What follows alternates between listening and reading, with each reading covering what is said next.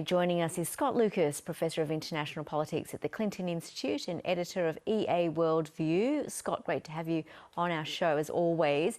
Now, it's really hard to know what has happened in this fresh attack in Iran. What are the claims so far? I think we can begin to put together a picture of this from what Iranian officials are saying and what Israeli officials are saying. Both of them now acknowledge that an attack took place in Isfahan province in central Iran. The Iranian officials acknowledged that drones, not missiles, but drones were used.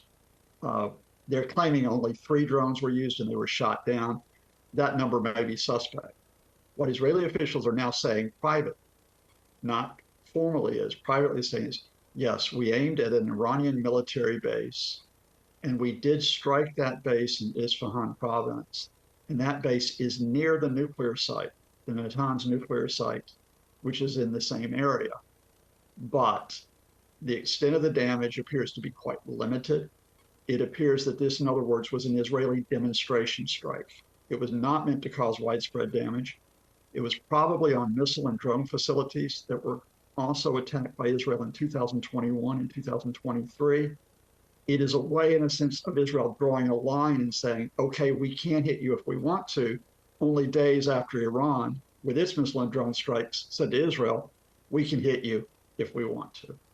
How precarious is the situation right now? Do you think it could escalate further? What do you think the next response might be? I think in the sense of a direct confrontation, both sides have effectively stepped back from that. The Iranian attack was also carefully choreographed, despite the fact it was so large, with more than 320 missiles and drones. It informed the U.S. in advance through Turkey and through Switzerland. The U.S., of course, was in consultation with Israel, which is why almost all of the Iranian missiles were shot down, and those that landed were in a sparsely populated area. Israel again, has not hit civilians. They have not hit a high-value target like the Natanz facility.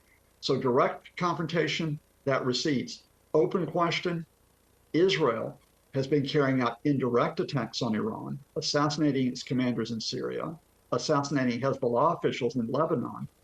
Does it now stop that? Does it now stop cyber attacks on Iran? Or does it continue with that indirect war? And if so, how does Iran, which is in a pretty weak position, how do they respond to it? And above all else, Gaza. That, of course, Gaza now comes back, as it should, to the forefront. What is Israel's next step in Gaza? Will it be an assault on Rafah, where you have up to 1.5 million Gazans who are sheltering right now? And what position is the US taking, and how will that impact what happens next? Not just the US, although they are foremost amongst Israel's partners, but the international community have said throughout the past week, we will defend you against Iranian direct attacks. And indeed, the US, the UK, France, Jordan did that. Saudi Arabia, the UAE provided intelligence. At the same time, the international community said to the Israelis, no widespread direct missile attack on Iran. Whether or not that was a deciding factor in Israel's decision, that is what has happened. Open question now, of course, is if Israel returns to that indirect war, especially those assassinations, because of course, those assassinations on Iranian embassy property triggered the Iranian response. If Israel returns to those assassinations, will new lines be drawn by the international community? Or as with Gaza, will the United States in particular still give Israel space to operate?